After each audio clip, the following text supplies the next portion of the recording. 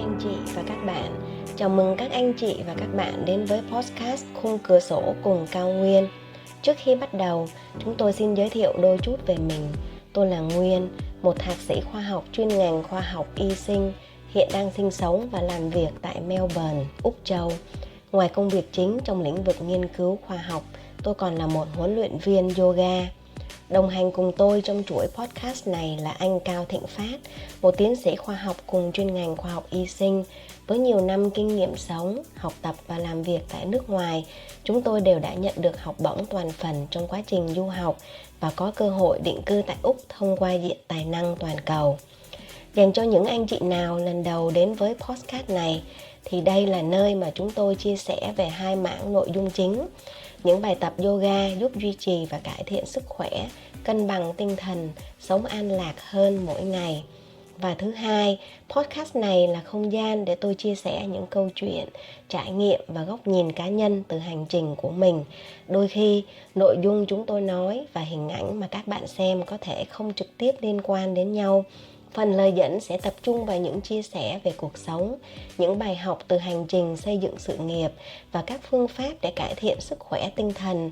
Còn phần hình ảnh là cách mà chúng tôi đưa các bạn đến gần hơn với nước Úc, từ những con đường chúng tôi lái xe qua, khung cảnh thiên nhiên tuyệt đẹp, đến phong cách sống thường ngày của chúng tôi. Tôi tin rằng cả phần hình và phần tiếng đều góp phần mang đến trải nghiệm trọn vẹn, vừa thư giãn, vừa ý nghĩa.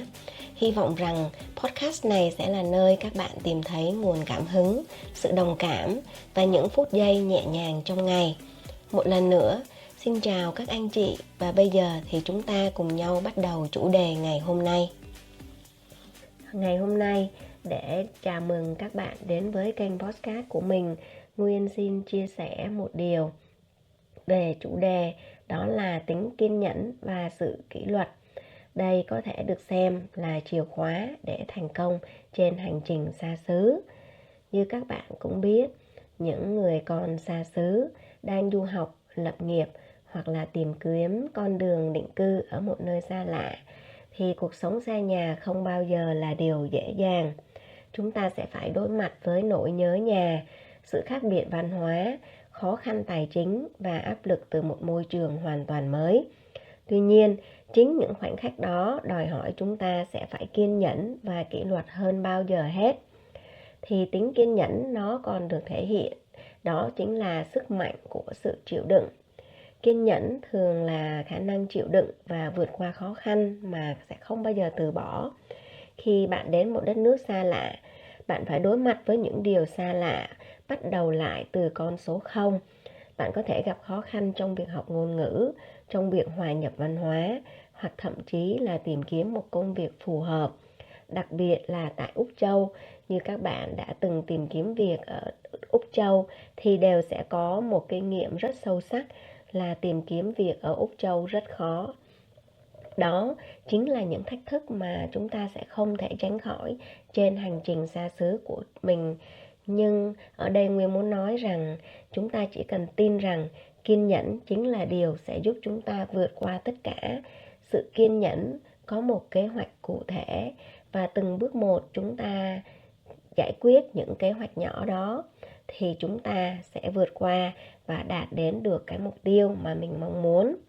Nhưng để đi đến được cái hành trình, cái đích đến đó thì mỗi khi khó khăn, chúng ta cần phải nhớ lại những lý do đầu tiên đã giúp cho chúng ta lựa chọn rời bỏ quê hương. Đó có thể là ước mơ để được học hỏi, được lập nghiệp hoặc là mang lại cuộc sống tốt đẹp hơn cho bản thân và cho gia đình. Hãy xem nỗi khó khăn đó như là những bước đệm và hãy nhắc nhở bản thân rằng điều gì dễ dàng đến nhanh thì cũng sẽ dễ mất đi nhanh. Vì vậy, ngoài sự kiên nhẫn, một điều khác Nguyên muốn chia sẻ với bạn đó chính là sự kỷ luật. Sự kỷ luật sẽ được thể hiện ở sức mạnh của việc giữ lời hứa với chính mình. Sự kỷ luật là một trong những yếu tố sẽ quyết định thành công. Trong một môi trường xa lạ, nơi chúng ta không có ai đứng bên cạnh nhắc nhở hay đốc thúc, thì sự kỷ luật có vai trò như là ngọn đèn hải đăng sẽ giúp mình đi đúng hướng. Sự kỷ luật đòi hỏi chúng ta phải làm những điều cần thiết ngay cả khi mình không muốn làm. Ví dụ như là Hãy bắt đầu từ những thói quen nhỏ như là thức dậy đúng giờ, sắp xếp lịch hàng ngày, dành thời gian để học hỏi một điều gì đó mới hoặc là để cải thiện bản thân. Chúng ta đừng để những yếu tố bên ngoài như là sự cám dỗ hoặc là áp lực xã hội hoặc là nhu cầu vui chơi, giải trí sẽ làm ảnh hưởng đến mục tiêu chính của mình. Sự kỷ luật sẽ không chỉ giúp chúng ta đạt được mục tiêu mà sẽ còn giúp chúng ta xây dựng được niềm tin vào chính bản thân mình. Thử tưởng tượng chẳng hạn như mỗi một ngày chúng ta đều có một cái plan, một cái kế hoạch nhỏ thôi mình đặt ra và mình cố gắng mình hoàn thành được nó, ngay cả khi một ngày đó là một ngày rất bận rộn, mình có rất nhiều việc để phải làm, nhưng mà mình vẫn cố gắng hoàn thành mỗi một công việc, một kế hoạch nhỏ cho từng công việc, đầu việc mình đưa ra. Và khi đến cuối ngày mình nhìn lại và mình nhìn thấy được rằng mình đã hoàn thành được nó, thì đó cũng là một cách để chúng ta xây dựng được niềm tin vào chính bản thân mình. Và đến cuối ngày, Nguyên tin rằng khi bạn giữ được lời hứa với chính mình thì bạn cũng sẽ thấy mình mạnh mẽ và quyết tâm hơn trong tất cả mọi điều. Chúng ta sẽ có sự mạnh mẽ hơn, quyết tâm hơn vào kế hoạch cho ngày tiếp theo. Chúng ta cũng sẽ có niềm tin vào bản thân hơn cho kế hoạch của ngày tiếp theo, khi chúng ta biết rằng ngày hôm nay chúng ta đã hoàn thành được kế hoạch của ngày hôm nay. Và dĩ nhiên nếu cứ giữ phong cách làm việc đó, bám sát vào kế hoạch mình đã đưa ra và cố gắng hoàn thành mục tiêu kế hoạch trong một ngày, thì chắc chắn niềm tin vào bản thân, sự kỷ luật vào bản thân sẽ giúp chúng ta trở nên mạnh mẽ và hoàn thành được hết tất cả mọi việc chúng ta muốn đặt ra. Rất nhiều người đi trước chúng ta và đã đạt được những thành công vang dội dựa vào tính kỷ luật và kiên nhẫn của họ. Chúng ta hãy lấy những ví dụ về câu chuyện của những du học sinh hoặc là những người làm nghề xa xứ như là một cái nguồn cảm hứng cho bản thân. Đối với họ thì cuộc sống sẽ không bao giờ là một đường thẳng, nhưng mà thật ra thì mỗi một khó khăn đi qua nó đều là một cơ hội để chúng ta học hỏi và trưởng thành hơn. Mỗi một ngày nếu như chúng ta hoàn thành được kế hoạch chúng ta đặt ra, dù bất kể là chúng ta có eo hẹp về mặt thời gian như thế nào, có những chuyện gì đã xảy đến bất chợt làm cho mình phải thay đổi kế hoạch, không còn đúng trong khung giờ chúng ta đã quy định ra nữa, nhưng miễn là đến cuối ngày bạn vẫn cảm nhận được rằng bạn đã hoàn thành được công việc của ngày hôm đó, thì đó đều đã là một thành công, và đó đều là đã vượt qua được khó khăn của mình.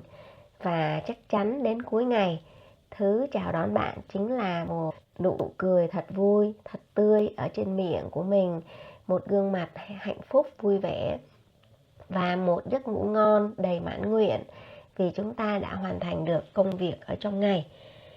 Hành trình xa xứ, Nguyên tin chắc rằng đây là một thử thách rất lớn, nhưng nó thật ra lại cũng chính là cơ hội để chúng ta trưởng thành và phát triển hơn. Chúng ta chỉ cần nhớ rằng kiên nhẫn là đức tính giúp cho chúng ta vượt qua khó khăn, và kỷ luật là chìa khóa để giúp chúng ta tiến xa hơn trên con đường mà mình đã chọn. Và ngoài ra, hai đức tính này chúng ta cũng sẽ đạt được thành công và mang được niềm tự hào về cho bản thân cũng như gia đình. Chúng ta chỉ cần thả lỏng bản thân mình, khi nào mệt mỏi quá thì dừng lại, hít vào một hơi thật sâu. Hãy nhớ về những điều tốt đẹp mà chúng ta hướng đến hoặc chúng ta đã từng trải qua, và khi dần dần thở ra thì hãy đem theo hết những muộn phiền, áp lực, mệt mỏi đi theo ra cùng với hơi thở đó, thật chậm rãi, thật êm và thật sâu, để cho hơi hít vào tiếp theo đó sẽ là một cái niềm tin, một sự cố gắng. Hãy tin rằng bạn có thể cố gắng đến cùng, vì cái hành trình này sẽ là điều mà chúng ta luôn luôn tự hào khi có cơ hội nhìn lại phía sau. Nguyên xin kết thúc podcast của ngày hôm nay tại đây. Cảm ơn tất cả các bạn đã lắng nghe và theo dõi podcast. Xin chào tạm biệt các bạn và hẹn gặp lại các bạn tại những podcast sau. Xin cảm ơn và chúc các bạn có một ngày làm việc thật vui và hiệu quả.